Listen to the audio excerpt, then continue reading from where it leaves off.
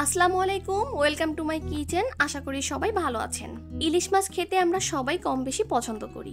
আজকে আমি আপনাদের করে দেখাবো মাওয়া ঘাটের ইলিশের লেজ ভর্তার রেসিপি।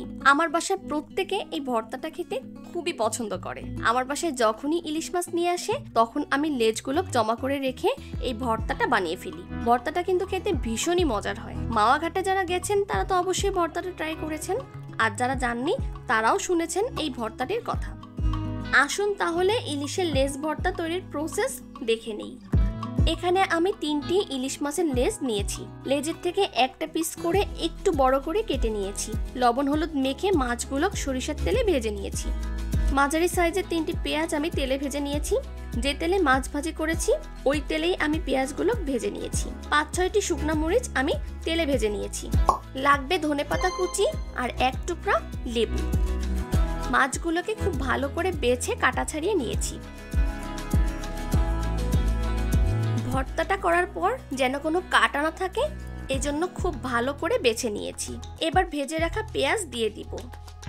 আপনারা চাইলে কাঁচা পেঁয়াজও দিতে পারেন। এবার ভেজে রাখা শুকনো মরিচগুলো দিয়ে দিব। যে কোনো ভর্তাতেই একটু বেশি ঝাল খেতে ভালো লাগে। ঝালটা আপনারা আপনাদের পছন্দ মতোই দিতে পারেন। ধনেপাতা কুচি দিয়ে দিব।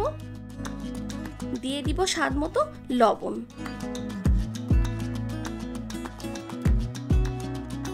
সামান্য একটু সরিষার তেল দিয়ে আমি খুব ভালো করে মেখে দিব।